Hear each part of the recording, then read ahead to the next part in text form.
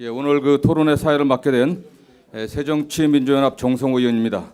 내일을 생각하는 국회의원 모임의 연구 책임위원을 맡고 있습니다. 바쁘신 와중에도 오늘 토론회에 참석해 주신 모든 분들께 진심으로 감사를 드리겠습니다.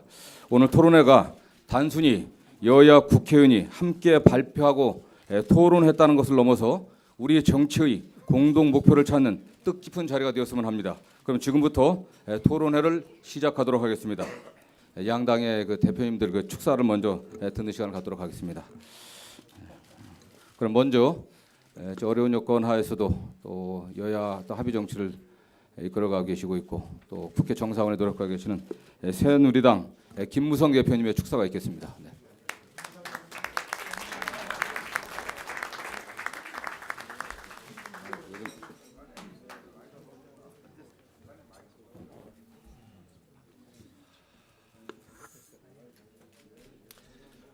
오늘 토론회는 국민에게 희망을 드리는 정치를 위해서 새누리당과 새정치민주연합의 중진 의원들께서 직접 발제하시고 여야 국회의원들께서 참여하는 정말 보기 드문 토론회로 그 뜻이 아주 깊다고 생각이 됩니다. 끊임없는 여야의 대립과 갈등으로 국민들의 정치 혐오는 우려할 만한 수준이 되었습니다마는 여야는 여전히 낡은 이념과 진영 논리 속에 갇혀 있습니다.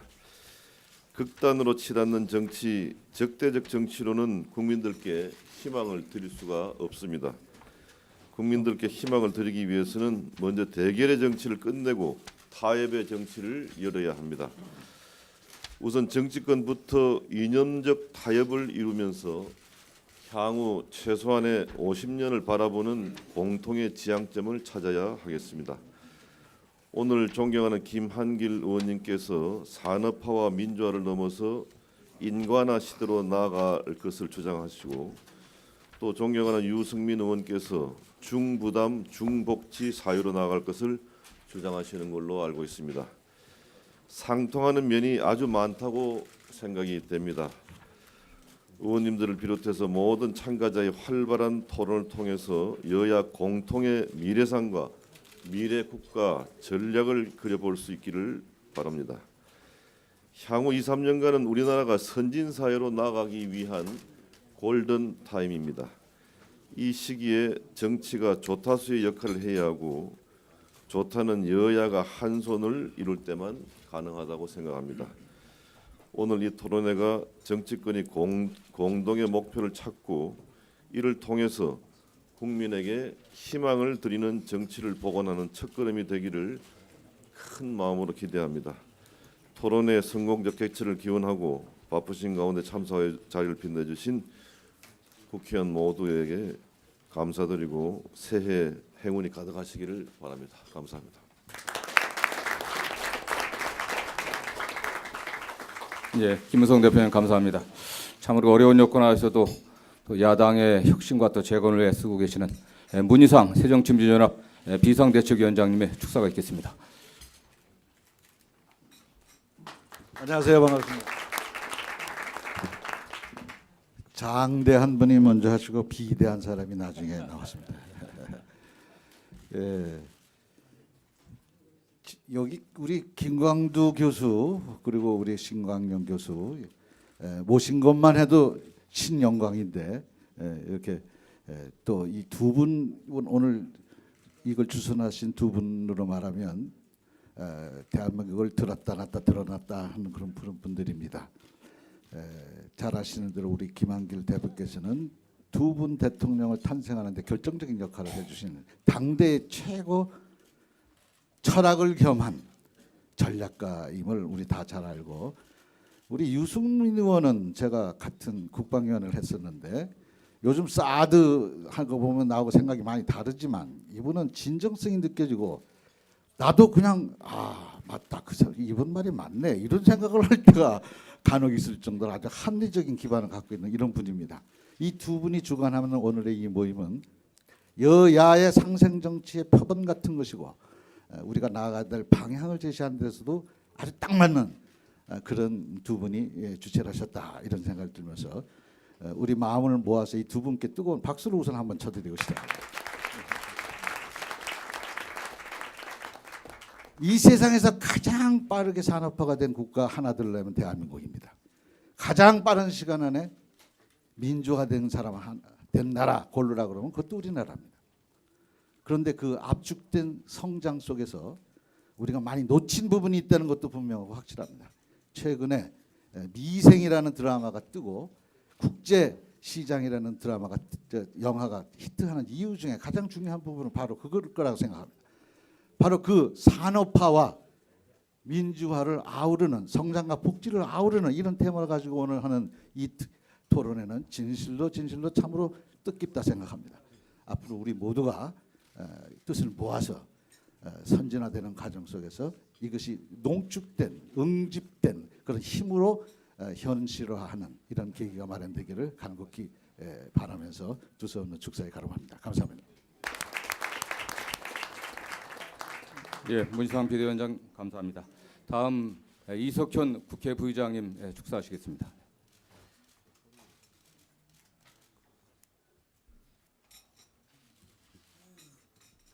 네, 오늘 뜻깊은 토론회를 중심으로 축하드립니다. 특별히 평소에 그 인권화에 대해서 큰 관심을 가지고 있는 김한길 의원님, 오늘 주제 발표가 정말 궁금해집니다.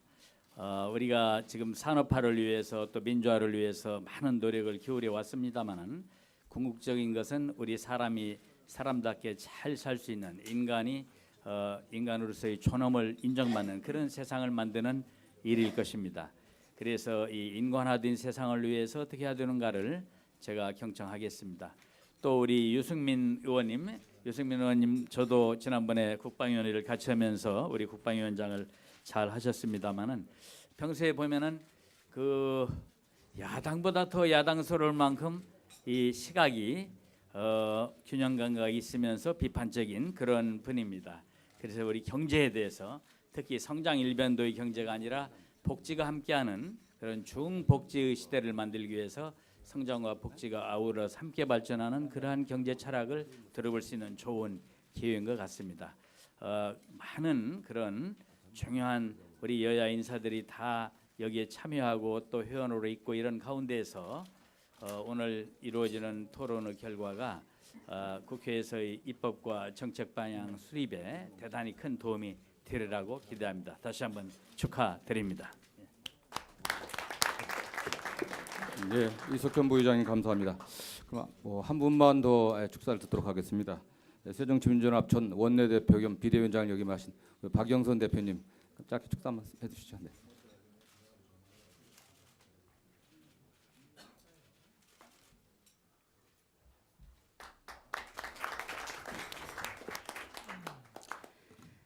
이제 우리 국민들은 보다 성숙하고 매력적인 혁신의 화두를 기다리고 있다고 생각합니다.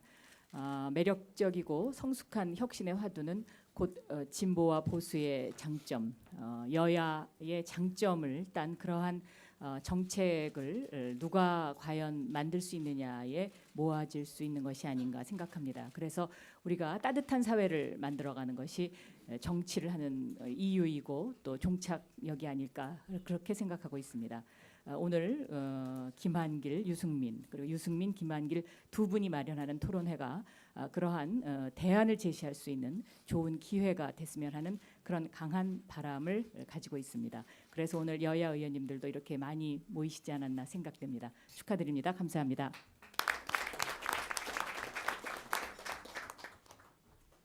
예, 박영선 대표님 감사합니다.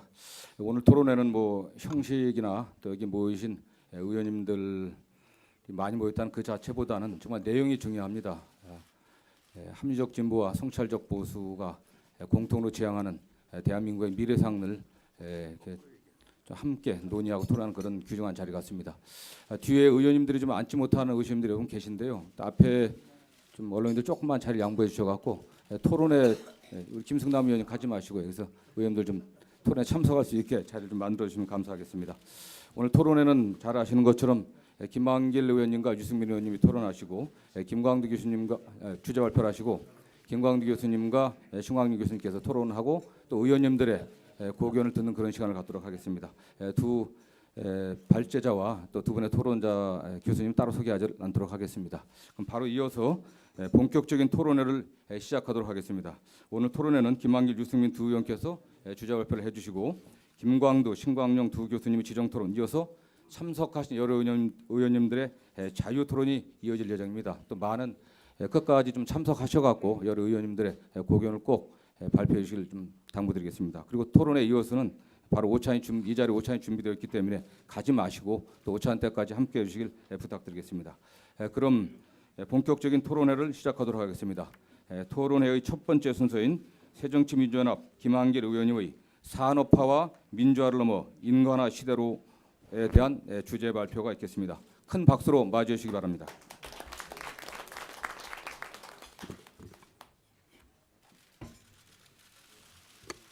참석해 주신 여야 의원님들 고맙습니다. 오늘 토론회를 주최하는 내일을 생각하는 국회의원 모임의 대표를 맡고 있는 김한길 의원입니다. 우리 정치의 공동 목표를 찾아보자는 취지의 오늘 토론회에 이렇게 많은 여야 의원님들이 함께해 주신 것 대단히 큰 의미가 있다고 생각합니다. 다시 한번 감사의 말씀드립니다. 김광두 교수님, 신광용 교수님 함께해 주셔서 고맙습니다. 제가 감기 때문에 목소리가 시원치 않습니다. 양해해 주시기 바랍니다. 우리 정치에 대한 국민의 실망과 질타에 자괴감을 느끼지 않는 국회의원이 있겠습니까?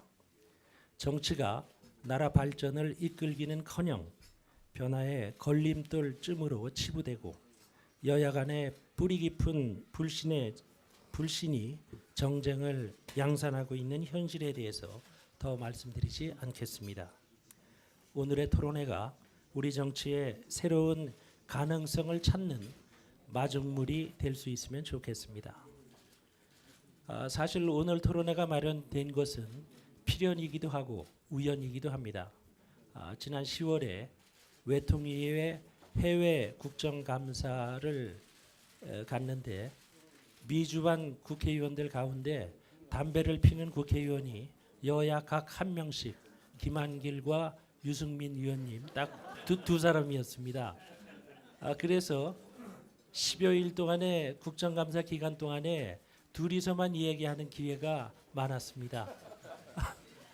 그러다가 우리 정치에 대해서 또 나라의 미래에 대해서도 이야기하게 됐고 귀국 후에 조금 더 깊은 의견을 나누는 자리를 가졌는데 그 고민의 근본이 다르지 않았습니다. 그렇다면 우리 정치에서 여야가 공유할 수 있는 지향점을 찾고 거기에 다가가는 경로와 정책을 놓고 여야가 뜨겁게 경쟁한다면 국민들께서 반기시지 않겠는가, 국민이 우리 정치에 희망을 거실 수 있지 않겠는가 하는 생각이 들었습니다. 그래서 오늘 토론회가 마련됐습니다. 참고로 말씀드린다면 저는 담배값 인상에 적극 반대했습니다마는 결국 담배값이 대폭 인상됐기 때문에 저는 곧 담배를 끊어야 할 텐데 담배값이 진작에 인상됐다면 오늘의 토론회가 없을 뻔했습니다.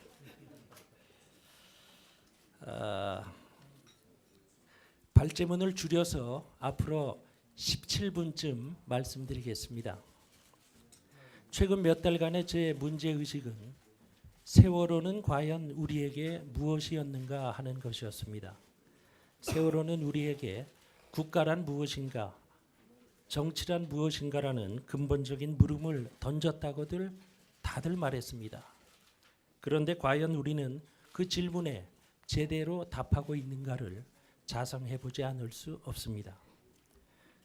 저를 포함해서 많은 분들이 세월호 참사 이전과 이후는 완전히 다른 대한민국이 돼야 한다고 말씀들 했습니다.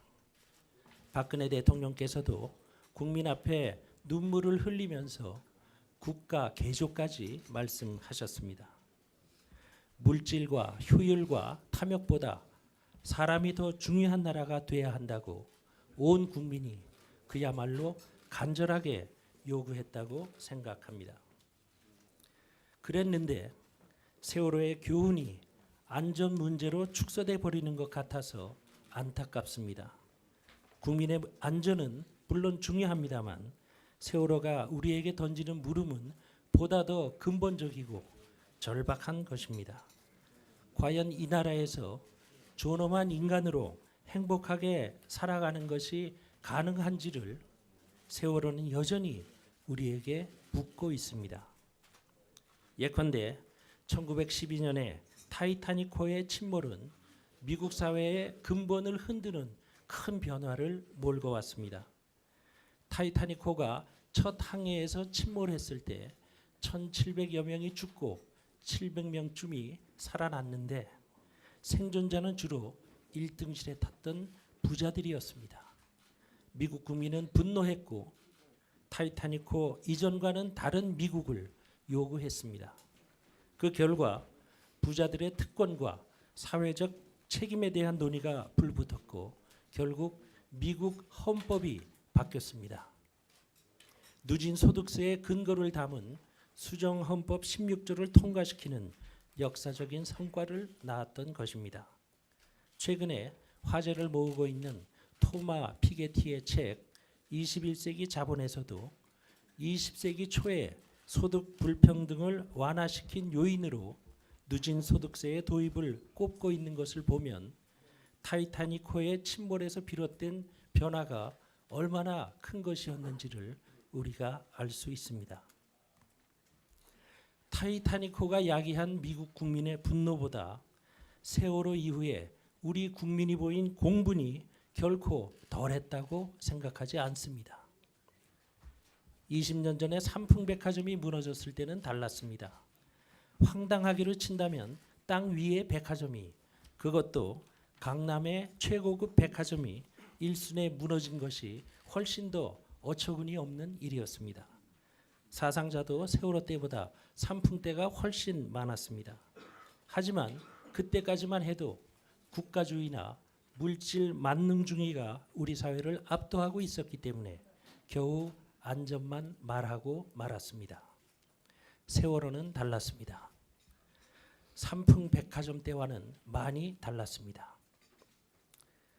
돌아보면 박정희 대통령이 1차 경제개발 5개년 계획을 발표한 것이 1962년이었습니다. 경제개발 5개년 계획은 5차까지 이어져서 1987년에 끝났고 이 25년 동안을 우리는 대개 산업화 시대라고 합니다.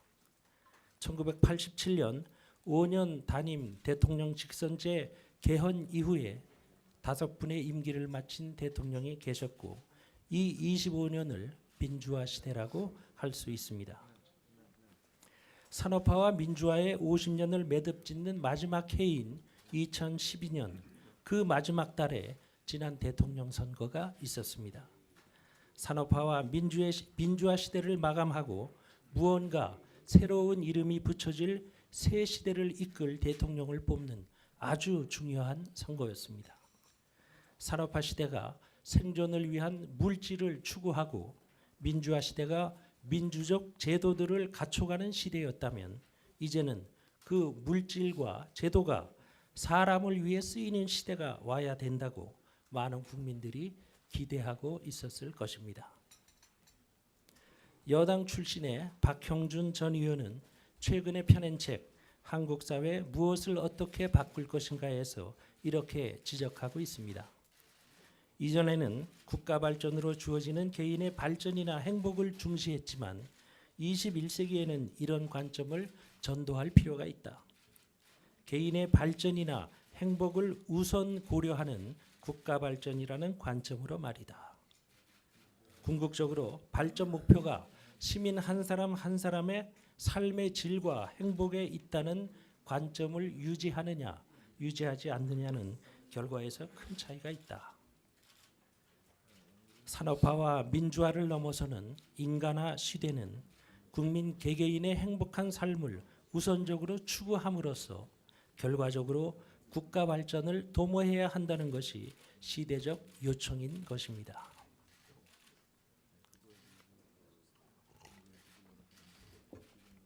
박근혜 당시 대선 후보 역시 이러한 시대적 요구를 외면할 수 없었기 때문에 경제 민주화와 복지를 대표적인 대선 공약으로 앞세웠을 것입니다. 하지만 박근혜 대통령 취임 이후 제가 보기에는 여당 의원님들께는 좀 죄송한 말씀입니다마는 대통령께서 산업화 시대의 가치와 행태를 고집하고 있는 것처럼 보이던 와중에 세월호 참사가 엄습했습니다. 새로운 시대를 기대하고 있던 국민들에게 세월호 참사는 오히려 자신들이 국가로부터 제대로 대접받지 못하고 있다는 것을 확인하고 자각하는 계기가 됐던 것 같습니다. 침몰해가는 세월호에 버려진 채 속절없이 바다에 가라앉던 이들의 모습에서 많은 국민은 자신과 자식들이 앞으로 감당해야 할 삶의 모습을 예감했는지도 모릅니다. 그래서 더 분하고 슬펐을 것입니다. 많은 국민이 일터에서, 학교에서, 군대에서, 가정에서 존엄한 인간으로 최소한의 대접조차 받지 못하고 살아가야 하는 한 세월호는 매일매일 우리의 마음속에서 침몰하고 있는 것입니다. 세계 최고 수준의 자살률, 이혼율, 노인 빈곤율, 노동시간, 아동 우울증, 세계 최저 수준의 출산율과 행복지수, 양성평등지수, 이런 것들은 어느새 우리에게 익숙해진 수치들이지만 사실은 그 하나하나가 참으로 끔찍한 기록들입니다. 돈과 권력과 기회를 독점해온 잘난 사람들끼리 끼리끼리만 잘 살면 그만인 나라가 아니라 모든 국민 한 사람 한 사람의 삶과 행복을 무엇보다 소중하게 여기는 정치, 그런 대한민국을 세월호는 우리에게 간절하게 촉구하고 있다고 생각합니다. 바다에 가라앉던 세월호에서 구조대를 기다리듯이 간절하게 말입니다. 정리해서 말씀드리겠습니다. 산업화와 민주화 시대를 거치면서 인간 중심의 새 시대에 대한 국민적 갈망은 상당 기간 무르익어 왔다고 생각됩니다. 다만 이를 정치권이 선도하지 못하고 있던 차에 그동안 응축되어 온 국민적 요구가 세월호 참사를 계기로 분출됐다고 봐야 할 것 같습니다. 그랬기에 많은 분들이 세월호 참사 이전과 이후의 대한민국은 완전히 달라져야 한다고들 소리친 것 아니겠습니까? 새 시대를 무엇이라고 이름하든 이제는 무엇보다 사람의 가치를 중요하게 생각하는 사회가 돼야 한다는 것. 그것도 우리 사회 구성원 개개인의 삶과 행복을 우선시해야 한다는 시대 정신을 이제라도 우리 정치권이 공감했으면 좋겠다는 것입니다. 이러한 큰 지향성에 여야가 동의한다면 개별 정책들의 우선순위나 내용에 대해서도 합의점을 찾는 일이 그리 어렵지 않을 것입니다. 몇 가지 짚고 가겠습니다. 우선 성장의 문제입니다. 우리 당은 성장에는 관심이 없고 분배만 주장하는 것처럼 오해하는 분들도 계십니다마는 존엄한 인간으로 살기 위해서도 먹고 사는 문제는 아주 중요합니다. 저는 지난해 민주당 당대표에 취임하면서 국민이 먹고 사는 문제를 최우선 과제로 삼는 정치를 선언한 바가 있습니다. 시기적으로 본다면 제가 당대표에 취임하고 곧이어 불거진 국정원의 대선 개입 문제는 당대표인 저와 우리 당을 심각한 고민에 빠지게 했습니다. 국가기관의 대선 개입이라는 민주주의의 퇴보는 결코 적당히 넘길 수 없는 매우 엄중한 사안이었기 때문입니다. 여기에 대해서는 더 길게 말씀드리지 않겠습니다. 분명한 것은 먹고 사는 문제, 경제적 풍요를 추구하는 문제는 정치가 어떤 경우에도 결코 소홀히 할 수 없다는 것입니다. 더구나 우리 경제의 앞날이 매우 심각하게 우려되는 상황에서 경제 활성화를 위한 고민에서 여야가 따로일 수 없습니다. 다만 극심한 양극화가 우리 사회 공동체 전체를 망가뜨리고 있는 만큼 경제 성장의 과실을 고르게 누리는 성장이 아주 중요하다는 점을 거듭 말씀드립니다. 저는 유승민 의원님과 말씀하는 가운데 우리가 적지 않은 부분에 공감한다는 것을 확인했습니다. 유승민 의원께서 고민하는 성장과 복지의 해법을 찾는 일이야말로 우리 국민 개개인의 행복을 확장하는 길과 크게 다르지 않을 것입니다. 이 외에도 성장과 분배의 조화, 소득 불평등을 해소하는 성장에 대해서 유승민 의원께서 깊이 연구하고 계시는 것을 알고 매우 기뻤습니다. 제가 주장해온 가계소득 중심의 성장과도 상당한 교집합이 있을 수 있다고 기대합니다. 특별히 유 의원께서 사회적 경제에 깊은 관심을 갖고 사회적 경제 기본법을 제일 먼저 발의하신 것을 높이 평가합니다. 불평등을 초래하는 시장의 문제를 사회적 경제에 대한 지원을 통해 보완해야 한다는 취지에 전적으로 동의합니다.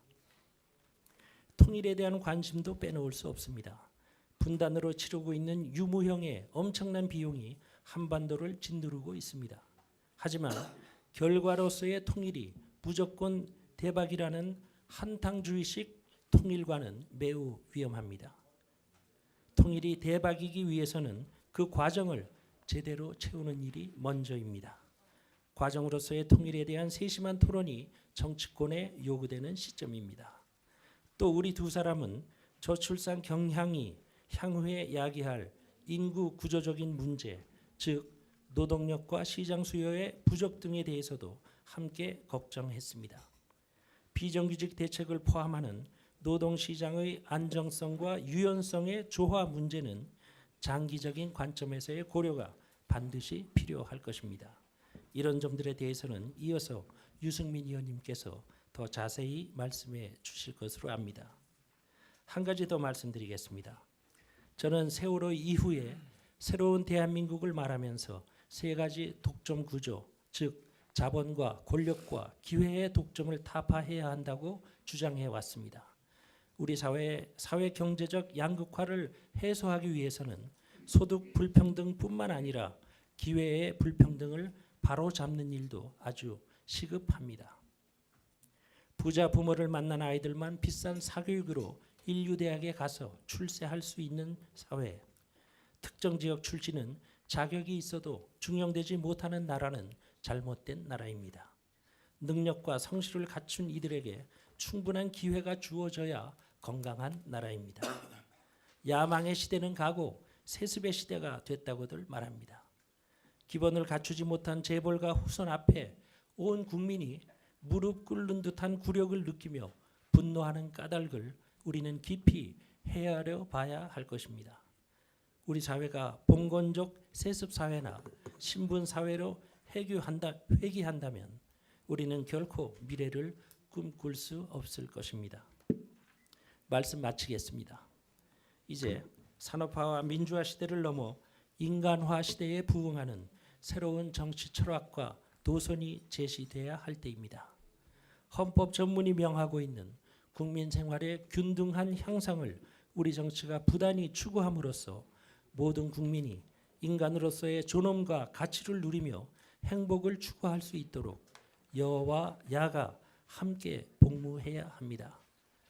그런데 정치가 실종됐다고들 합니다.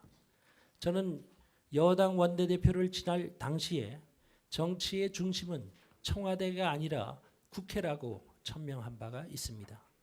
국회가 정치의 중심이기 위해서는 특별히 여당의 의지가 중요할 것입니다. 지금의 양당 중심 정치가 적대적 공생 관계에 안주하고 있다는 지적에 대해서도 이를 극복하기 위한 진지한 모색이 있어야 합니다.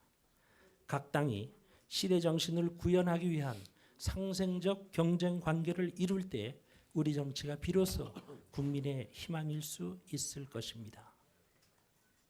여와 야는 매 사안에 대해 정치적 득실을 재는 잣대를 버리고 민생의 고단함과 나라의 미래를 재는 잣대를 공유해야 합니다. 여당은 다수의 힘을 믿는 과신의 유혹에서 다수의 힘을 과신하는 유혹에서 야당은 반대를 위한 반대로 존재감을 드러내는 타성에서 탈피해야 합니다. 여당이 하면 무조건 독선이고 야당이 하면 무조건 발목 잡기라고 몰아세우는 정쟁의 굴레에서 이제는 벗어나야 합니다.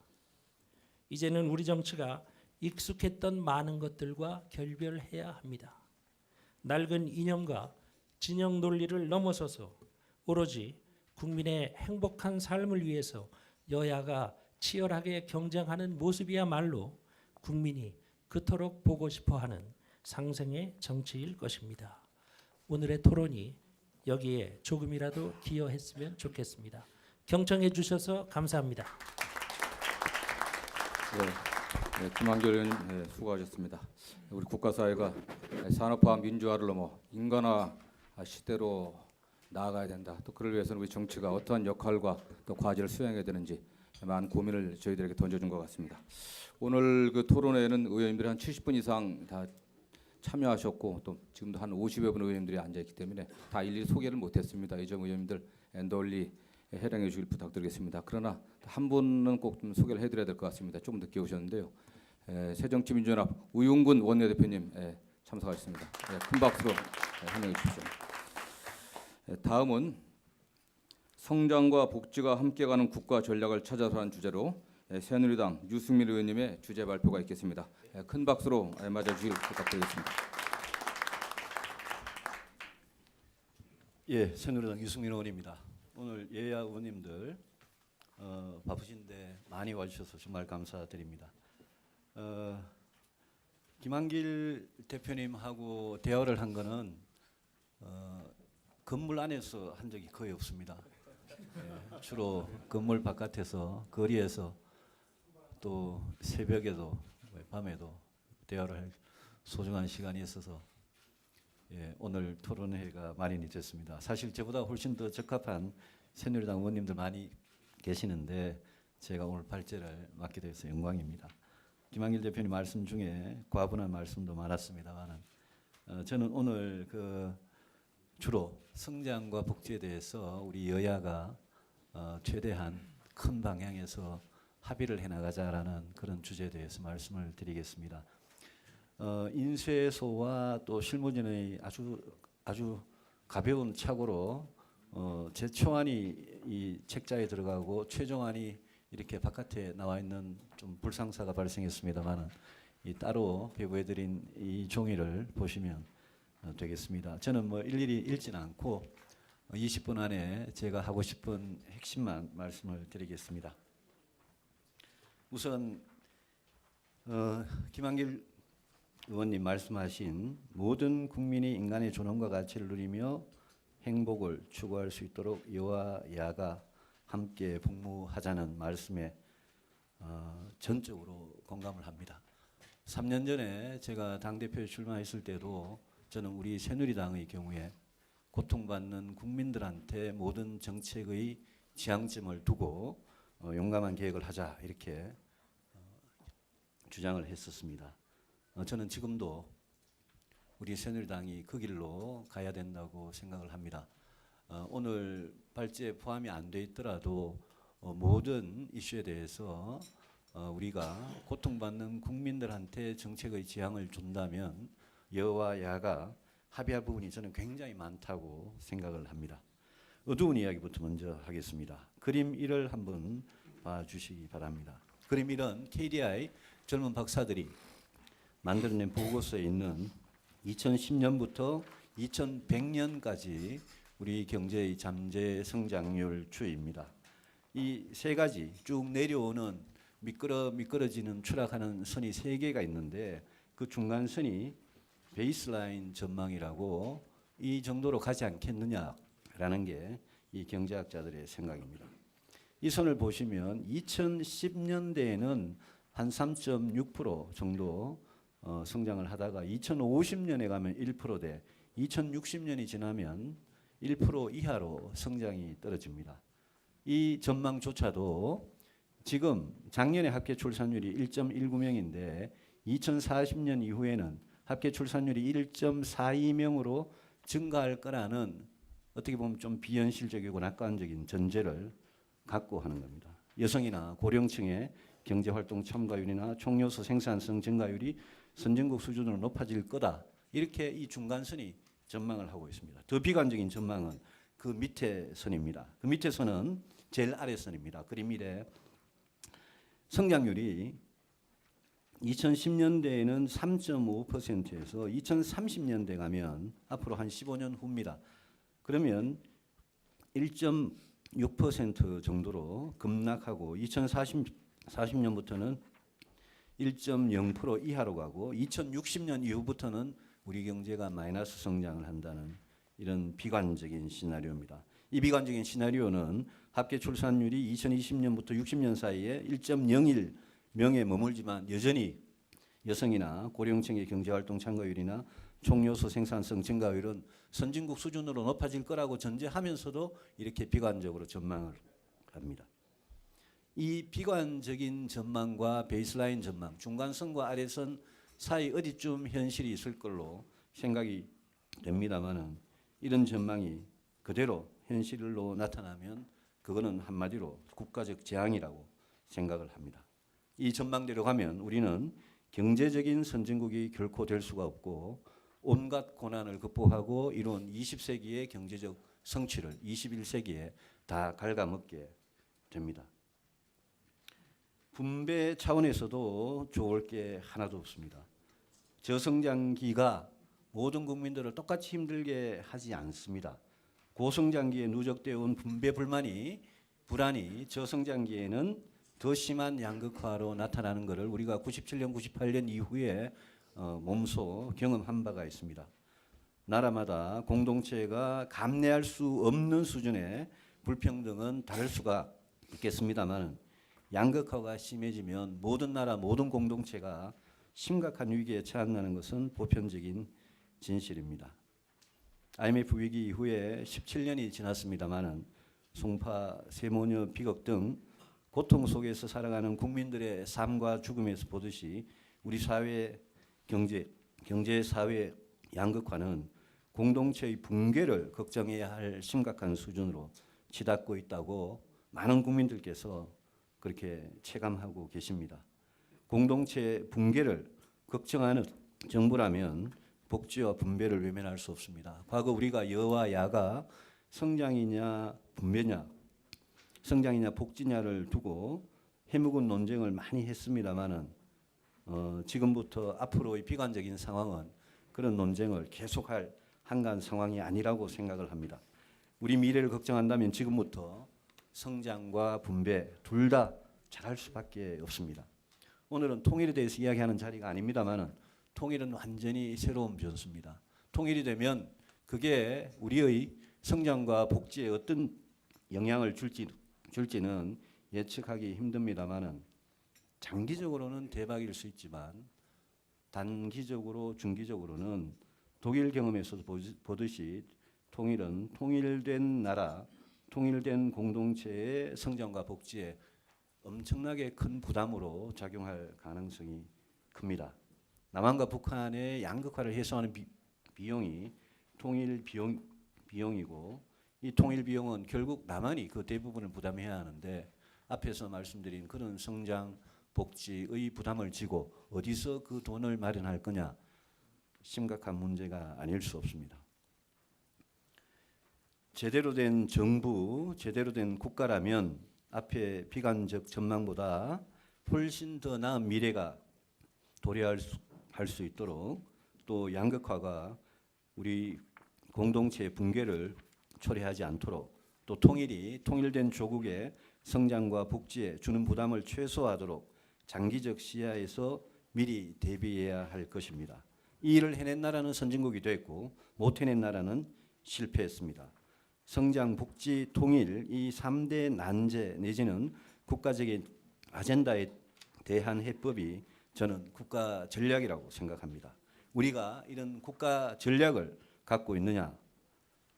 없다고 생각을 합니다. 이 국가 전략은 우리 사회의 모든 지성을 총동원해서 만드는 겁니다만은 저는 그 시작은 정치권이 아니면 할 수가 없다고 생각합니다. 우리 사회에 많은 주체들이 있지만 우리 정치권이 이런 국가적으로 중요한 전략을 짜고 이런 중요한 일을 해내지 않으면 다른 데는 그런 힘이 없다고 생각을 합니다. 우리의 경우 대통령과 국회가 정치의 핵이고 이 나라의 모든 중요한 결정은 여기에서 이루어지는 것이 엄연한 현실입니다. 대통령과 국회가 내가 최종 책임을 진다 이런 말의 의미를 새겨야 한다고 생각합니다. 정치가 아닌 그 어떤 주체도 이 국가 전략을 만들어낼 힘이 없습니다. 국가 전략을 수립하는데 우리 정치의 역할은 구체적인 내용을 만드는 게 아니라고 생각을 합니다. 우리가 구체적인 내용을 만들기 시작하면 그거는 득표용이라는 그런 한계 때문에 정치의 생리적 한계를 벗어날 수가 없습니다. 우리의 역할은 그런 전략의 수립의 시작부터 그 끝까지 그 과정을 책임지는 것입니다. 여와 야 그리고 대통령이 비록 자신들의 임기는 4년 아니면 5년 이렇게 짧지만 먼 장래를 보고 꼭 필요한 일을 하기 위해서 수렴하고 합의를 도출해야 된다고 생각을 합니다. 특히 우리 국회가 수렴과 합의의 역할을 해야 된다고 생각합니다. 복지에 대해서 말씀을 드리겠습니다. 현재는 저부담 저복지인데 고부담 고복지는 실현 가능하지가 않고 우리가 앞으로 그렇게 할 재정이 없습니다. 고부담 고복지로 선진국이 된 나라도 있지만 실패한 나라도 있습니다. 우리가 지향해야 될 목표는 중부담 중복지라고 저는 생각을 합니다. 물론 이 점에 대해서도 합의가 필요합니다. 중부담 중복지를 목표로 삼아서 지금부터 단계적으로 높여가려면 세금에 대한 합의가 필요합니다.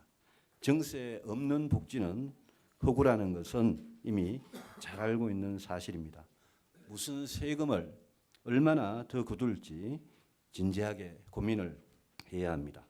가진 자가 더 많은 세금을 낸다는 원칙 위에 세금을 얼마나 어떤 세금을 얼마나 더 거둘지 단계적인 정세 방안을 고민하고 합의를 해야 합니다. 사회보험이나 공공부조, 사회복지 서비스사의 재정을 어떻게 배분하느냐, 4대 연금을 어떻게 개혁하느냐, 또 급식, 보육, 의료, 공공주택 같은 문제들도 전체 틀 안에서 재정의 제약을 생각하면서 단계적으로 해결할 문제라고 생각을 합니다. 중부담 중복지 모델 안에서는 사회가 필요로 하는 복지 수요를 국가 재정이 모두 감당할 수가 없습니다. 그래서 제3의 대안이 필요합니다. 기업의 사회적 책임, 종교단체의 복지 기능, 시민들의 자발적인 자선과 기부 등이 여기에 해당합니다. 최근 활발하게 나타나고 있는 협동조합, 사회적 기업, 자활기업 등 사회적 경제도 훌륭한 대안이 될 수 있습니다. 우리 공동체 안에 존재하는 사람들의 선한 의지와 정신을 결합해서 국가가 전적으로 감당할 수 없는 복지의 빈자리를 채우는 그런 시스템을 만들어가는 일, 이것도 우리 정치가 해야 할 일입니다. 성장에 대해서 말씀을 드리겠습니다.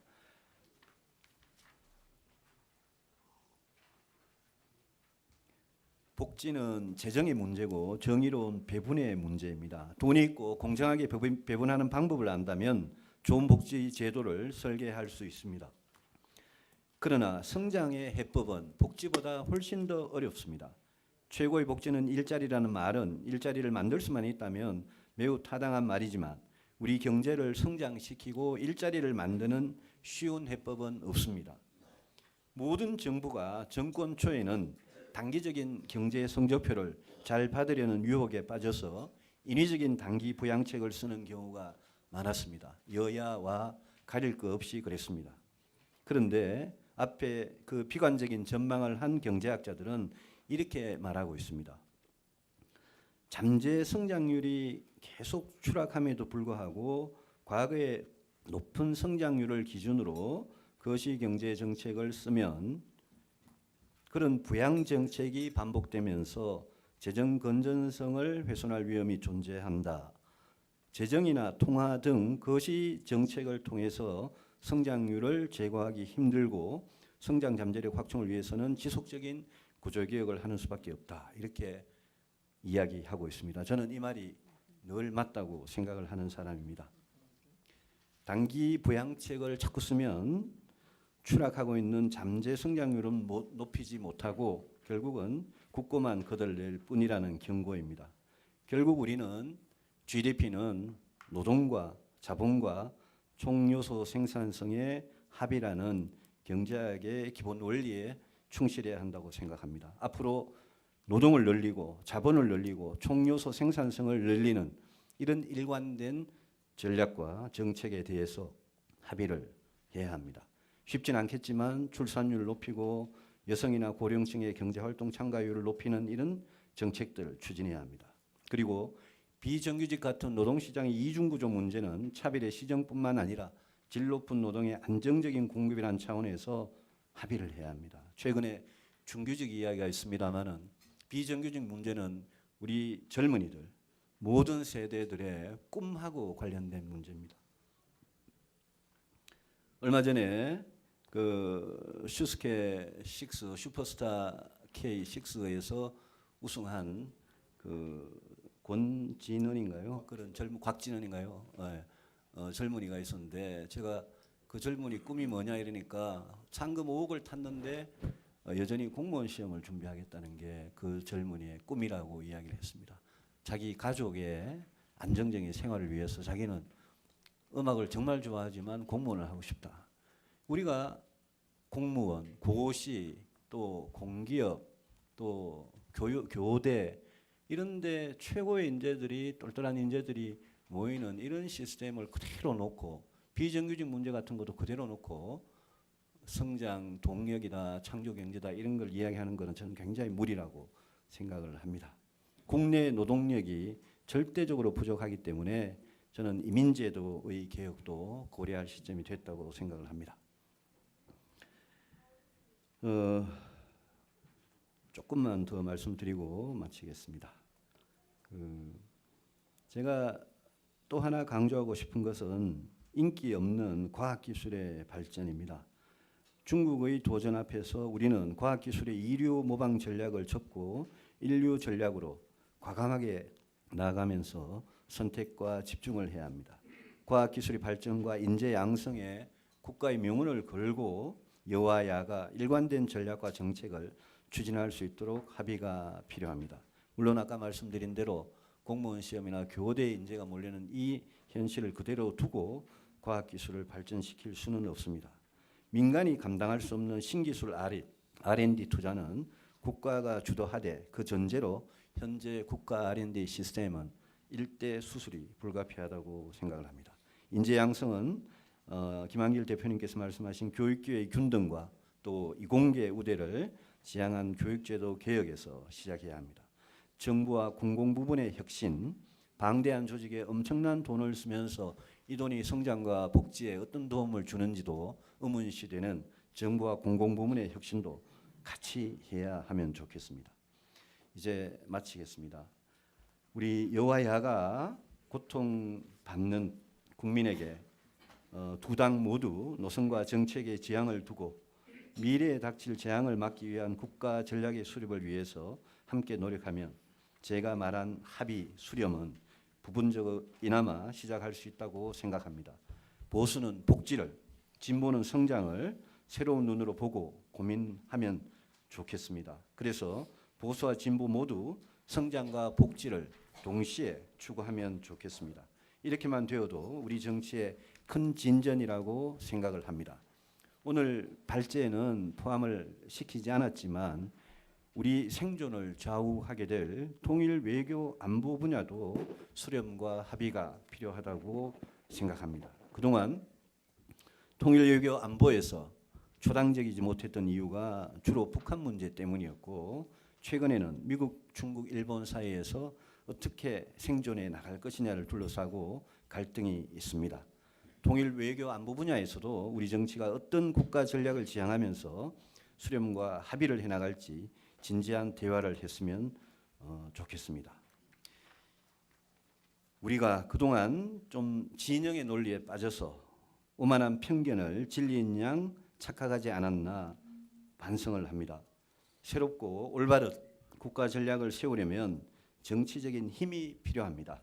이 나라에 닥칠 재앙을 막아내는데 정치가 제 역할을 하려면 정치의 아젠다를 바꿔야 한다고 생각합니다. 양극단의 정치, 진영의 포로가 된 정치에서 벗어나서 새로운 아젠다를 놓고 치열하게 경쟁하는 정치가 우리 정치의 본류가 되기를 희망하면서 발제를 마치겠습니다. 감사합니다. 네, 유승민 의원님 수고하셨습니다. 성장과 복지가 함께하는 국가 전략을 찾아가는 여야의 고민의 어떤 과제를 제시한 것 같습니다. 바로 이어서 이제 주제 발표에 대한 지정 토론을 듣도록 하겠습니다. 먼저 김광두 교수님께서 주제 발표를 하실 예정인데 여러분들 뭐 따로 길게 소개하지는 않겠습니다. 서강대 경제학과 숙자 교수이시고 또 국가미래연구원장으로서 우리의 그 국가 미래 전략을 연구하는데 또 탁월한 또 식견을 그동안 밝혀준 분이십니다. 김광두 교수님의 말씀을 좀 듣도록 하겠습니다.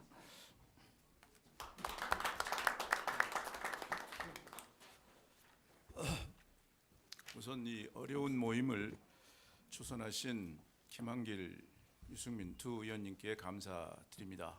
진영 논리가 아주 극심한 정치 풍토에서 이렇게 두 분이 하나의 모임을 한다는 것은 참 용기다 이렇게 생각을 하고 그 용기에 다시 한번 찬사를 드리면서 이 기회를 주신 것을 정말 감사하게 생각합니다. 저는 결국은 이 진영 논리라는 것이 한쪽은 성장에 대해서 우선적인 고려를 하고 한쪽은 복지에 대해서 우선적인 고려를 하기 때문에 그 둘 간에 어떻게 해서 조화를 이루어서 국민 모두에게 도움이 되도록 하느냐 하는 그 논리의 틀을 제공하는데 오늘 제 말씀에 초점을 맞춰 봤습니다. 우선 우리가 지금 복지에 대해서는 이제 정말 많은 노력을 해야 되겠다 하는 것을 말씀드리기 위해서 첫 번째 그 민생 지수라는 것을 제 그 텍스트에 넣어 봤습니다. 이 민생 지수라는 것은 우리 일반 서민들이 일상생활을 하는 데 있어서 겪는 여러 가지의 그 소득과 그리고 지출 이거를 바탕으로 해서 만든 지수입니다. 전셋값이 오르면 민생 지수가 떨어지게 되고 소득이 오르면 민생 지수는 올라가는 간단히 설명하면 그런 겁니다. 부동산 값이 올라가면 민생 지수 올라갑니다. 증권 값이 올라가면 또한 올라갑니다. 통신비가 많이 올라가면 민생 지수 떨어지고 식료품 값이 많이 오르면 민생 지수가 떨어집니다. 이런 변수들을 가지고 종합적으로 저희들이 이 과거 노무현 정부 때부터 10여 년간을 쭉 보고 최근 또 추이를 석 달에 한 번씩 보고 있습니다. 그걸 보면 아주 나쁩니다. 그 결과를 거기 보시겠지만 계속해서 이게 나빠지고 있습니다. 그럼 여기에서 성장이 되면 민생지수는 좋아지고 성장이 안 되면 민생지수는 나빠지느냐 그런 패턴을 보여왔습니다만 최근에는 성장 추세하고 민생지수하고 좀 괴리되는 현상을 보여주고 있습니다. 그러니까 평균적인 성장보다 민생지수가 더 나빠지는 그런 모습을 보이고 있기 때문에 이거는 구조적인 문제가 지금 스며들어와 있다. 그래서 여기에 관심을 많이 가질 필요가 있다 하는 당위론을 먼저 말씀을 드리고요. 현재 우리의 상태를 지니 계수를 가지고 흔히 얘기합니다만 서민 생활을 보려면 상대적 빈곤율이라는 것이 더 적절합니다. 이 상대적 빈곤율을 보면 우리가 OECD 평균치보다 훨씬 더 높은 상태에 있다 하는 점을 말씀드리고 싶고요. 이거는 이제 OECD 전체를 보려니까 통계가 2010년 겁니다. 2010년 현재를 놓고 보면 OECD의 임시직 근로자 수는 12.8%인데 우리는 19.2%입니다. 자영업자 참 할 일 없어서 자영업자 하시는 분들 많지 않습니까? 이분들의 수가 OECD는 16.5%인데 우리는 28.8%고 청년 고용률 이게 OECD는 39.5%인데 우리는 23%입니다. 전체적으로 참 좋지 않은 겁니다. 동시에 취업 인구 중에 여기 국회의원님들 연봉 다 1억 넘으시잖아요. 취업 인구 중에 200만 원 이하를 받는 임금 소득자가 49.7%입니다. 이거는 금년 4월 현재입니다. 또 실업률을 여러 가지 기준을 놓고 보는데 최근에 통계청이 좀 넓은 의미에서 실업률을 봤습니다. 사실은 이게 좀 의미가 있다고 보는데요. 그게 10% 수준입니다. 그러니까 우리가 지금 현재 상황을 보면 일반 서민 생활 참 어렵다. 여기에서 우리가 이분들의 삶에 대해서 배려를 해야 된다. 전적으로 그렇게 생각합니다. 그러나 문제는 방법론입니다. 그렇다면 그냥 나눠주면 되느냐? 첫째, 우리는 세계 속의 한국입니다. 다른 나라하고 경쟁을 해야 됩니다. 또 동시에 일자리나 소득이라는 것은 기업들이 어느 정도의 활동을 해야만이 창출이 됩니다. 그래서 우리 자본주의라는 시장 질서 속에서 이 효율과 형평, 이 관계를 거기 그림으로 간단하게 그려봤습니다. 제일 왼쪽에 있는 것이 소득을 창출하고 부를 얻을 수 있는 기회에 관한 겁니다. 이 기회를 얻으면 그 다음에 실제로 사업을 하거나 또는 고용이 되거나 해서 소득과 부를 창출하는 경제 활동을 하게 되고, 경제 활동의 결과 어떤 특정한 그룹에 너무 많은 소득과 부가 가고 특정한 그룹은 생존권조차 위협받는다면 그거는 소득 재분배, 소위 복지수단, 아까 누진적 과세도 나왔습니다만 이걸 통해서 어려운 분들을 도와주는 그런 과정을 우리가 이 시장경제 질서에서 하고 있습니다. 김한길 대표님께서 말씀하신 기회는 첫 번째 부분에 해당이 되는데, 기회가 두 가지 종류로 볼 수가 있습니다. 하나는 교육 기회고 하나는 금융 기회입니다.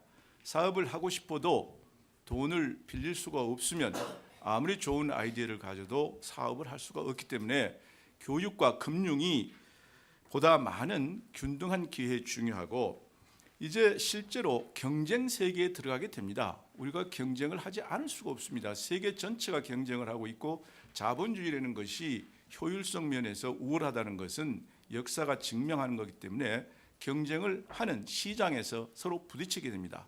여기서 중요한 것은 공정한 질서, 공정한 경쟁 질서입니다. 거기에서 흔히 말하는 재벌의 문제가 나타날 수가 있습니다. 그리고 끝으로 이제 결과가 나왔는데, 이 너무 생존권의 어려움을 겪는 사람들 또는 지나치게 부가 한쪽으로 치우친 문제, 이거는 정책적으로 사후적으로 해결을 해야 됩니다. 그것이 분배가 결과적으로 나타나는 문제입니다. 이 세 개를 놓고 볼 때 우리가 느끼는 것은 야당은 주로 기회 쪽 그리고 사후적으로 재분배하는 쪽에 많은 말씀을 하고 계시고, 둘 다 하십니다만 주로 하고 계시고, 여당 쪽은 경제적 효율성 쪽에 경쟁 시장에서 부딪히는 쪽에 더 많은 관심을 갖고 말씀을 하시는데, 여기서 발생하는 기본 문제는 기회를 균등하게 주거나 또는 복지를 해서 분배를 하려고 하면 나눠줄 게 있어야 된다. 나눠줄 거를 만드는 건 성장이다. 그렇기 때문에 성장을 어느 정도 해야 나눠줄 게 있는 건데, 거기에서 이제 갈등이 생기는 겁니다. 그럼 두 개 간의 조화를 어떻게 해야 되느냐 하는 것이 항상 우리의 갈등의 내용이 되는 겁니다. 그 조화의 문제는 좀 이따 말씀드리도록 하겠습니다. 여기서 이제 재정의 문제를 생각하지 않을 수가 없는데요. 금년에도 벌써 13조 세수 부족이 발생할 걸로 보고 있고, 내년도 4% 성장으로 예상을 하고 이 재정 계획을 짰는데 실제로는 3.5% 이하로 성장을 할 것으로 현재 보기 때문에 내년에도 상당한 세수 부족이 생길 걸로 생각합니다.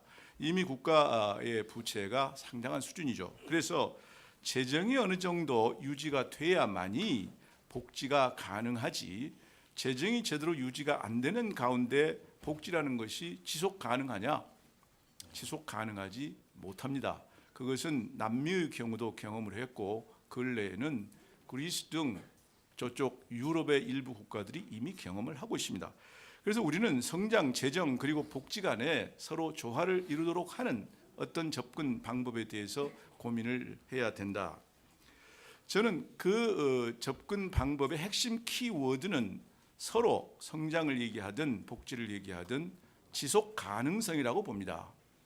복지를 얘기할 때도 이렇게 하면 이게 몇 년이나 가능하냐, 계속 가능할 거냐 하는 생각을 가지고 복지를 주장을 해야 되고, 성장을 주장하더라도 국민 간에 화합이 없고 갈등이 심하고 국민의 일부 구성원이 생존권의 위협을 받을 때 과연 성장이 가능하냐. 이 지속 가능성, 복지든 성장이든 지속 가능성이라는 말을 항상 염두에 두고 얘기를 하면 서로 간에 보완적이고 서로 도움이 되는 논쟁이 가능하다 그렇게 봅니다. 그런데 여기 계신 국회에 대해서 국민은 어떻게 느끼고 있느냐? 죄송합니다마는 정말 국회 내부에서 열심히 일하시는 걸로 알고 있습니다. 그러나 문제는 국민이 어떻게 느끼냐가 하는 문제인데 저희들이 12월 달에 여론조사를 해봤습니다. 국정개혁의 걸림돌이 어떤 주체들이냐 봤더니 국회를 비롯한 정치인이 61% 압도적으로 1위다. 죄송합니다. 여기 계신 분들이 우리 국가가 잘 되도록 하는데 가장 큰 걸림돌이다. 이렇게 나왔습니다. 그럼 왜 그렇게 느끼느냐? 국회에 뭐가 들어가면 되는 게 없더라. 시간만 걸리고 싸움만 하고 계속 시간만 미루면서 자기들 주장만 하고 남의 주장은 안 듣더라. 이게 현재의 인식입니다. 그래서 저는 오늘 이런 모임이 앞으로 좀 자주 있었으면 좋겠다 하는 생각을 갖습니다. 그래서 이 지속 가능성을 얘기하려면 어떻게 해야 되느냐? 세계 속의 한국이기 때문에 우리가 세계 질서를 의식하지 않을 수가 없습니다.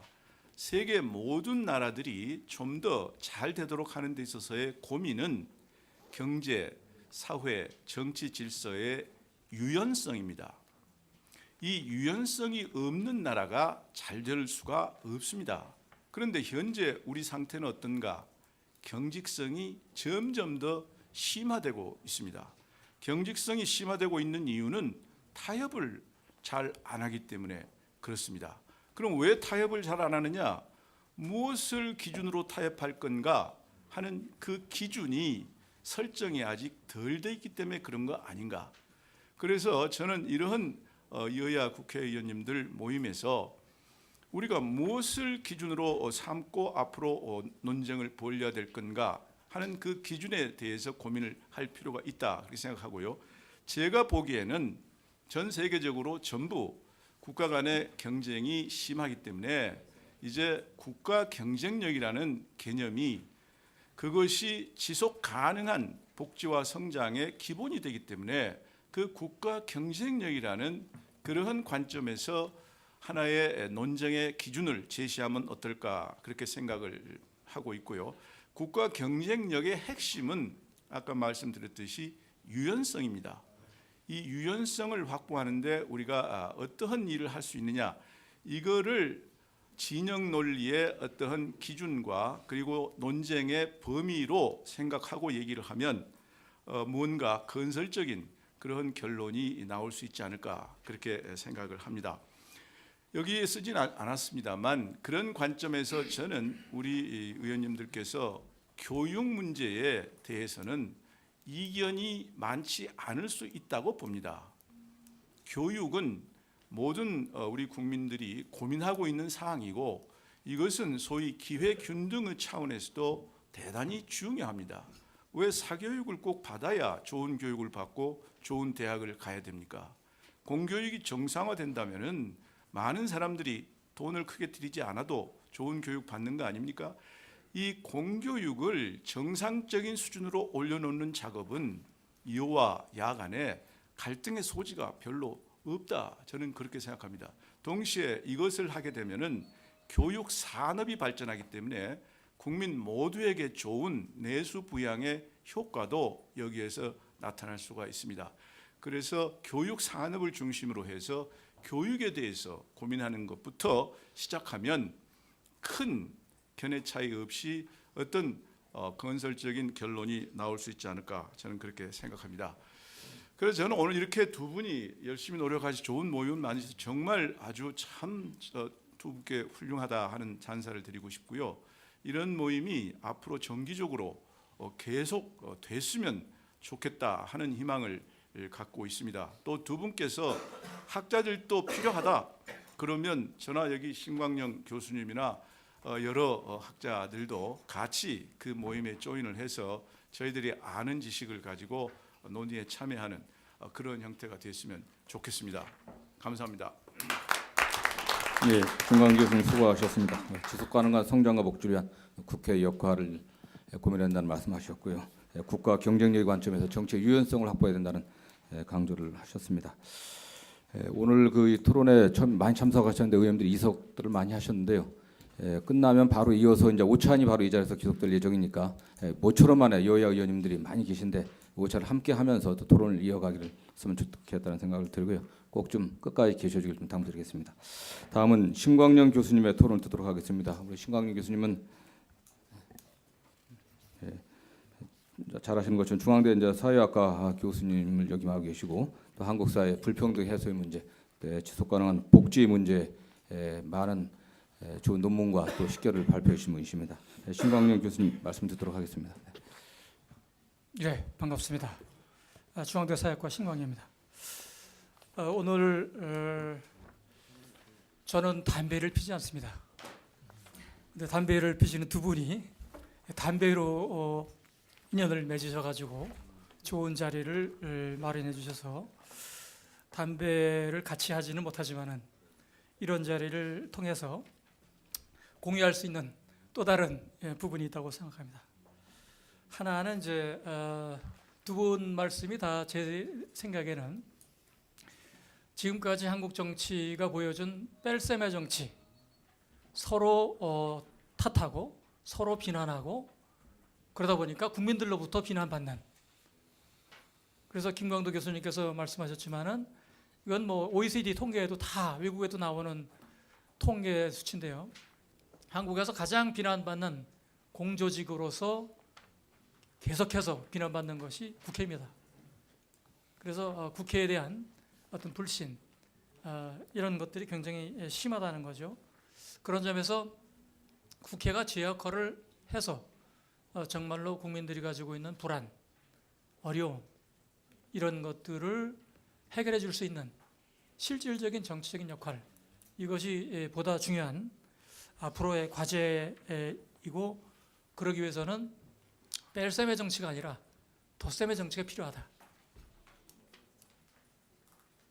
국회의원 1명보다 국회의원 100명이, 100명보다 300명이 더 많은 역할을 하고 더 많은 기여를 할 수 있는 이러한 것이 덧셈의 정치라고 생각합니다. 그런 점에서 이 자리가 이러한 덧셈의 정치를 구현하는 중요한 계기가 되기를 기대해 봅니다. 두 분 발제를 잘 들었고요. 또 김광도 교수님의 토론도 잘 들었습니다. 저는 조금 더 다른 각도에서 현재 한국 사회가 지니고 있는 심각한 문제 이런 것들을 좀 다뤄보고자 합니다. 이 부분은 유승민 의원님께서도 인구 문제를 좀 다루셨는데요. 인구 문제를 주로 잠재 성장률 차원에서 접근을 하셨어요. 저는 좀 다른 차원에서 접근하고자 합니다. 인구 문제는 저는 시한폭탄이다라고 생각합니다. 현재 인구 구조의 변화가 인류 역사상 최초의 새로운 경험을 하고 있습니다. 인구가 줄어드는 경험을 일본은 시작했고요. 한국도 그런 단계로 곧 접어들고 중국도 그런 단계로 접어들게 됩니다. 이것은 지금까지 인류가 경험하지 못한 새로운 상황이 만들어지고, 그것은 아무도 경제학에서도 기존의 많은 정치인들도 생각해보지 않은 새로운 시대가 도래된다는 것이죠. 그래서 한국의 저출산 고령화 문제, 이 부분은 하도 많이 얘기돼서 일상적인 담론의 내용이 됐습니다만 그 심각성이라는 것은 잘 이해되고 있지 않은 것 같습니다. 그래서 갖고 계신 자료에 뒤에서 발제문마다 페이지 수가 되어 있는데요. 맨 마지막 토론문의 4페이지를 보시면은 주요국의 합계 출산율이 나와 있습니다. 그리고 거기에는 1970년부터 2003년까지 33년 사이에 출산율이 얼마나 줄어들었는지 그것을 보여주는 수치가 나와 있습니다. 한국이 3.34, 미국이 0.42. 한국이 다른 어떤 나라보다도 출산율 감소의 속도가 엄청나게 빠르고 또 고령화 사회로 진입하는 그 기간도 세계에서 가장 짧습니다. 그래서 한국 사회는 많은 학자들의 어떤 연구 대상이에요. 외국 학자들의 어떻게 이렇게 단기간에 출산율이 떨어지고 또 고령화 속도가 이렇게 빠르게 진행되는지, 단지 그런 것에 대해서 무심한 것은 국내에 있는 사람들은 무심하죠. 그만큼 역사적으로 새로운 이런 현상이 한국 사회에서 한반도에서 나타나고 있습니다. 그래서 이 저출산 문제가 심각한데 더 심각한 것은 있는 사람도 자살을 해서 1년에 17,000명, 18,000명 정도가 줄어드는, 그러다 보니까 인구 감소라는 것이 현실적으로 더 빨라질 수밖에 없는 이러한 상황이 제기가 되고 있습니다. 그래서 이 부분은 결국은 피부양 인구, 그 다음에 노동력을 가지고 경제활동을 통해서 세금을 내는 노동력 인구 자체가 줄어드는 이런 상황들이 대단히 빠르게 이루어지고 있다는 것이죠. 그래서 이 부분은 사실은 국가 비상사태를 선포해서 접근해야만 어느 정도 해결이 가능한 그런 정도라고 볼 수가 있겠습니다. 그래서 1971년, 72년에 태어난 인구가 100만이 넘었어요. 아마 여기 계신 많은 분들이 아마 그 전에 태어나셨고 일부가 그 시대에 태어나셨을 것 같은데, 지금은 전체 그런 인구가 40만, 42만, 3만 정도 됩니다. 그래서 60만 정도가 줄어드는 거죠. 그리고 그러다 보니까 지금 모든 데가 다 비상이 걸렸어요. 초등학교도 학생 수가 줄어서, 대학도 학생 수가 줄어들어서 지금 뭐 대학 구조조정한다고 이렇게 난리가 났죠. 사실 1994년에 대학 설립 준칙주의를 내세워서 마구잡이로 대학이 늘었습니다. 전혀 이런 생각을 안 한 거죠. 무책임한 정치가 결국 오늘날의 많은 문제를 만들어내는 이런 결과를 가져왔다고 볼 수가 있겠습니다. 그래서 저출산 문제를 얘기를 하면은, 아니 취업도 안 되고 전부 비정규직이고 알바하는데 왜 아이를 낳느냐, 이런 젊은이들의 볼멘 소리를 들어요. 이것이 이제 많은 한국의 고용 문제, 출산 문제, 결혼 문제, 이런 것들이 서로 엉켜서 이 불협화음을 내는 이런 상황이 현재 벌어지고 있는 거죠. 그런 점에서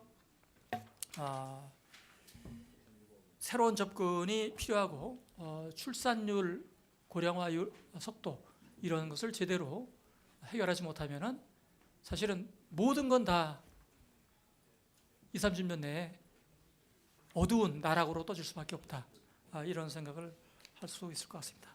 그래서 최근에 중국 인구 위기 이런 얘기를 하는 중국의 인구학자들, 그리고 그런 것들을 외신이 보도해서 이코노미스트지에서 중국의 인구 위기를 특집으로 해서 다룬 적이 있습니다. 세계 인구 대국에서 무슨 인구 위기냐? 바로 저출산이죠. 14만 6천의 인구가 머지않아 절반으로 줄어든다는 거예요. 절반으로 줄어들면 어떤 상황이 벌어지느냐? 노동력이 당연히 줄어들고, 고령화 인구를 떠받들 수 있는, 세금을 낼 수 있는 인구가 줄어들기 때문에 노인 빈곤, 심각한 노인 빈곤 문제가 해결될 수 없다는 것이죠. 그래서 전반적으로 중국 사회의 붕괴가 이루어지는 이런 상황들이 벌어지고 갖고 있는데 이것을 인구 대국의 놀라운 인구 위기다 이렇게 얘기를 하고 있습니다. 그런데 한국은 중국보다 더 빨리 그러한 방향으로 지금 나가고 있습니다. 중국은 그것을 일가구 일자녀 정책을 정치인들이 정치적인 목적에서 추구를 했는데 사실 그것이 가져올 장기적인 여파 이것에 대해서는 정치인들은 관심이 없었어요. 그래서 많은 인구학적인 연구가 결국은 중국이 파국으로 돌입할 것이다 이런 얘기를 하고 있어요. 자, 중국이 파국으로 돌아가고 지금 일본은 뭐 이미 그런 길로 접어들어서 일본은 해결책이 없습니다. 아베노믹스라고 해서 돈을 풀지만은 그것은 해법이 아니고 일본은 저출산 문제, 고령화 문제를 해결하지 못했기 때문에 경제적으로도 만성적인 불황에서 탈피하기가 어렵습니다. 그런 점에서 동아시아가 전체 위기 상황에 빠지는 것이 아마도 여러분들의 자녀 세대, 자녀들이 50, 60 됐을 때 그런 상황에서 피하기가 힘들다는 것이죠. 그래서 정치라는 것이 정책을 논의하면서 좀 더 장기적인 관점에서 20, 30년을 내다보고 그 다음에 한국만 생각하는 것이 아니라 좀 더 넓은 관점에서 동아시아, 아시아가 어떻게 변해가는지 이런 과정 속에서 현재 정책을 논의하고 생각하고 정책을 모색하는 그런 것들이 절실하게 필요한 시기라고 볼 수가 있겠습니다. 최근에 사이언스지에 출산율과 관련된 논문이 실렸어요. 그래서 갖고 계신 자료집의 8페이지에 보시면은 보통 이 사이언스지 하면은 자연과학 이공계 논문만 실린다고 생각하실 수가 있는데 중요한 사회적인 변화를 다루는 논문들도 가끔 실리는데 아주 최근에 그런 논문이 하나 실렸습니다. 그 논문에 실린 표를 잠시 페이지 8페이지에 있는 표 2가 이제 그런 내용을 다루고 있습니다.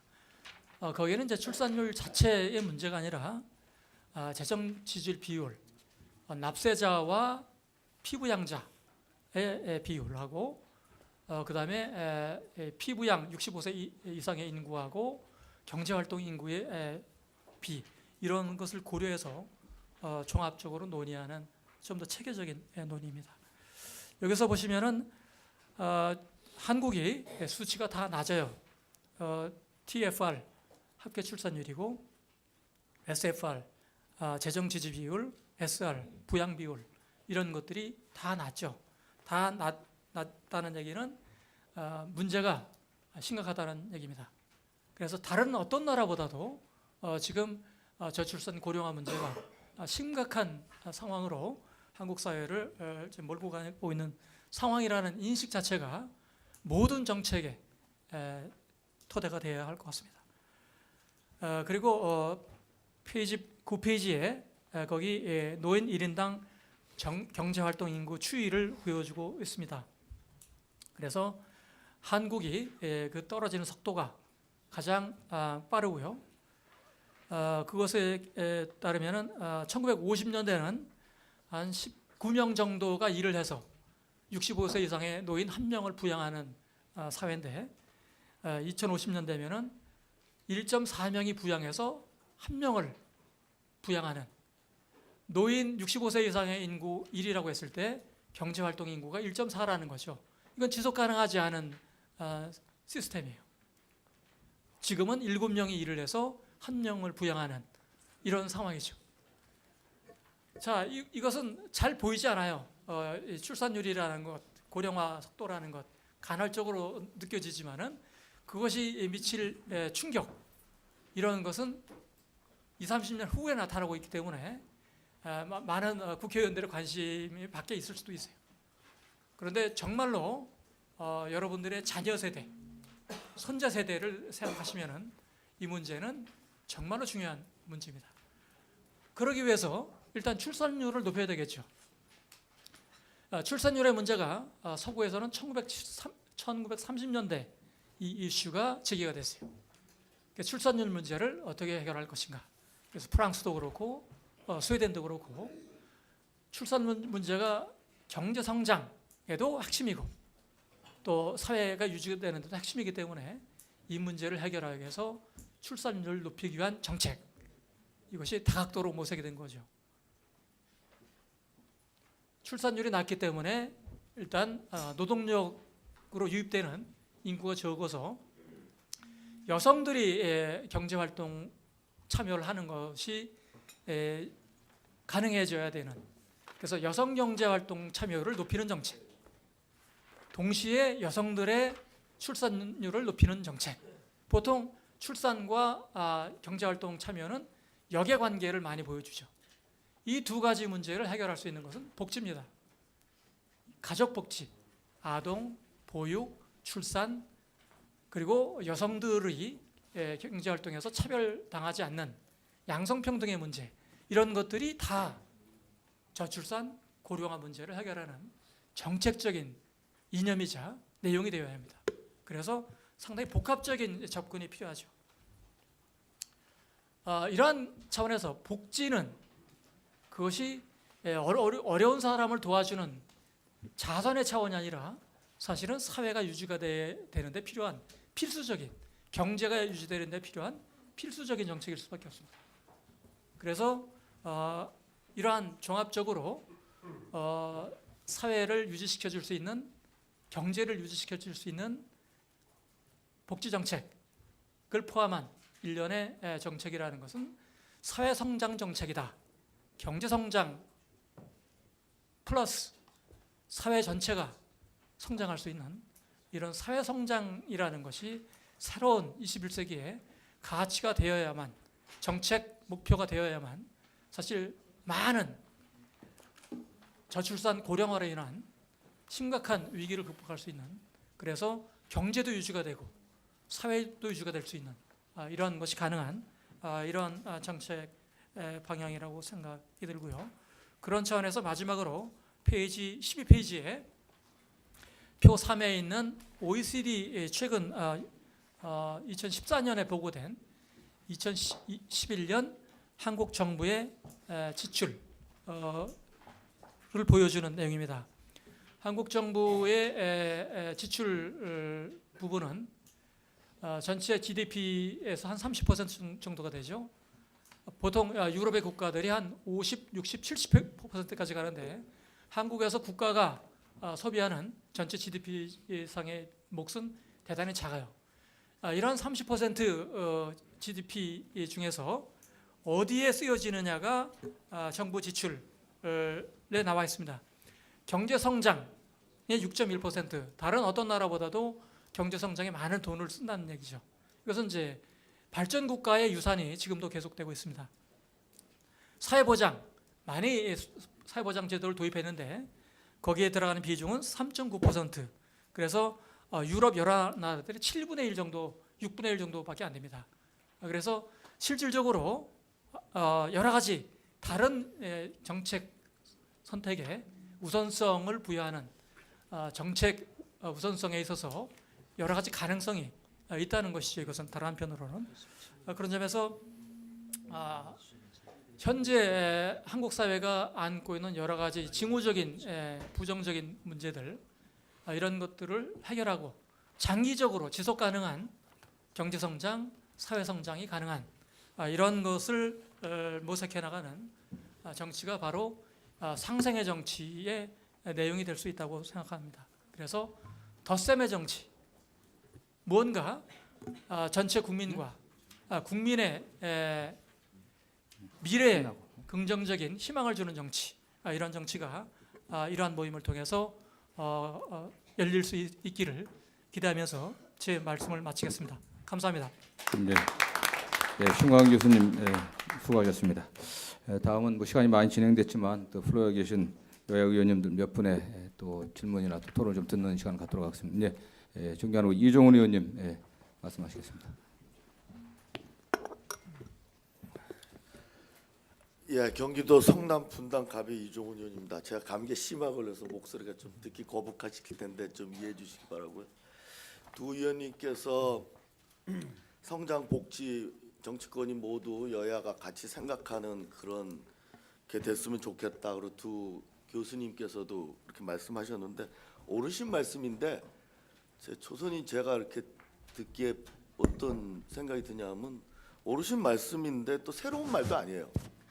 기존에도 많이 나왔거든요.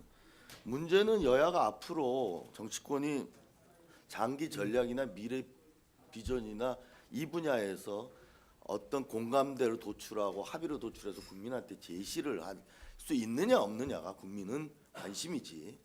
그냥 성장 복지가 다 중요하다라는 거는 자칫하면 레토릭이 될 수 있다라는 생각이 드는데요. 제가 정치권에 들어와 가지고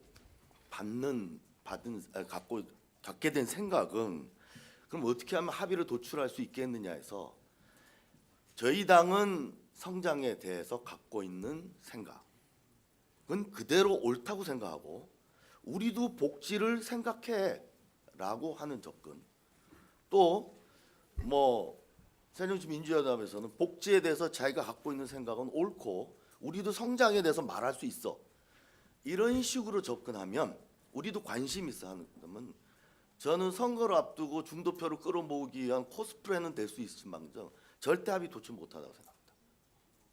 기존에 각 당이 갖고 있는 생각이 저는 다 올드 프레임이라고 생각해요. 잘못된 생각이라고 저는 개인적으로 그렇게 생각합니다. 지금 대한민국의 문제는 새로운 비전으로, 새로운 전략으로만 해결이 가능한데 각자 생각하고 있는 것에 대한 성찰이 없이 우리도 그쪽 영역에 대해서 관심이 있다라고 접근하는, 자칫 그렇게 되면 저는 결코 합의 도출이 어려울 거라는 생각이 들고요. 저희 당이 생각하고 있는 잘못된 도그마에 대해서 먼저 좀 제가 생각하는 거 말씀드리고 싶습니다. 뭐냐면 뭐 다 그렇지는 않지만 많은 분들이 아직도 저희 당에서는 경제민주화가 경제활성화와 배치되거나 경제민주화가 경제활성화를 발목을 잡는 그런 면이 있다라고 생각을 하는 것 같아요. 제가 보기에는. 근데 그거 자체가 저는 굉장히 구시대적 사고라고 생각을 합니다. 두 가지 요소 말씀드리겠습니다. 성장을 하기 위해서는 양극화가 불가피하다. 또 성장을 하면 분배는 좀 악화될 거고 분배는 사후적인 복지로 해결을 하면 된다. 저는 이게 옛날식 사고방식이라고 생각합니다. 성장 자체가 사전적으로 분배 친화적이 되지 않으면 성장이 고용으로도 연결이 안 되고 내수 친화적인 성장이 안 된다는 건 이미 다 입증이 됐습니다. 많은 데이터로. 그렇기 때문에 돈이 위에서만 돌고 밑에서만 돌면, 성장률을 위에서 빨리 돌면 어느 정도 올릴 수 있을지는 모르겠지만 위에서 밑으로 내려오지 않으면 절대 그 성장이 유지 가능하지 않다라는 것은 기본으로 생각을 해요. 저는 그래서 위에서 밑으로 그럼 돈이 흐르게 하는 건 뭐냐? 그게 바로 경제 민주화고 노동 친화적인 그런 성장 전략이라고 생각하고요. 두 번째가 우리가 대통령께서도 말씀하시듯이 창조 경제, 기존의 캐치업 이코노미에서 어떤 혁신을 주도해야 하는 경제로 가야만 중국을 뿌리치고 앞으로 나아갈 수 있는데, 그러기 위해서 그러면 혁신은 어디서 이루어지냐? 전 절대 대기업 집단에서는 혁신 못 이룬다고 봅니다.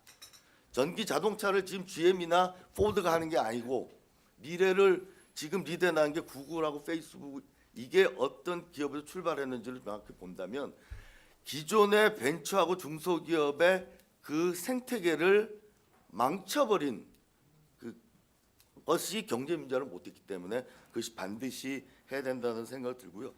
저는 새정치민주연합에서 복지와 관련해서 좀 포기했으면, 고쳤으면 하는 도구만은 무상복지입니다. 복지를 국가가 다 부담한다고 생각하는 것 자체가 구시대적 발상이고요. 증세하면 된다. 어느 국민도 안 믿습니다. 국가가 복지를 다 책임질 수 있다고 믿는 국민이 없어요. 근데 계속 옛날 사고방식에 머물러 있고 무상복지를 스스로 깨고 우리는 경제민주화와 경제활성화를 배치겠는 개념을 깰 때 저는 양당이 접점을 찾을 수 있지 않을까 좀 그렇게 생각. 좀 길어서 죄송합니다. 예, 시간이 많이 됐는데요. 이거 좀 이제 일단 플로어의 여러 의원님들 좀 의견을 좀 들은 다음에 두 분 그 주제 발표 의원님들의 또 말씀을 듣고 또 부충적으로 혹시 이제 토론하신 두 교수님의 말씀도 듣는 이런 순서로 갈 예정입니다. 다만 플로어에서 좀 짧게 좀 집중해가지고 이렇게 말씀을 해주면 좋겠습니다. 다음 우리 장병환 의원님 이제 먼저 말씀드렸기 때문에 장병환 의원님 먼저 하고 다음 전병헌 의원님 하겠습니다. 네, 오늘 정말 그 두 분 주제 발표와 두 분 토론 잘 들었는데요. 성장과 복지가 조화를 해야 한다는 데 대해서 정말 그 여야 어느 누구도 서로 의견 차이는 없을 텐데요. 문제는 이제 정치권에서 보면 정부도 마찬가지고 이 목표와 수단 간에 사실은 정합성이 없는 것이 문제입니다. 그래서 이 부분에 대해서는 여야가 다 반성을 해야 한다고 생각합니다.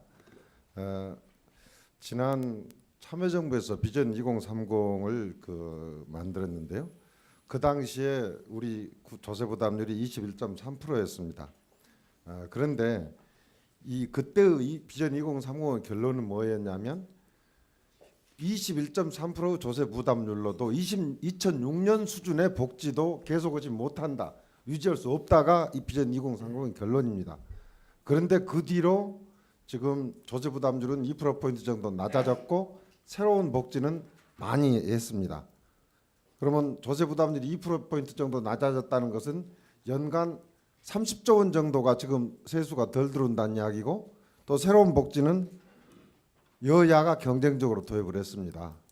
반값 등록금, 보육, 급식, 기초연금 어마어마하게 지금 도입을 했는데 이건 정말 지속 불가능한 것이죠.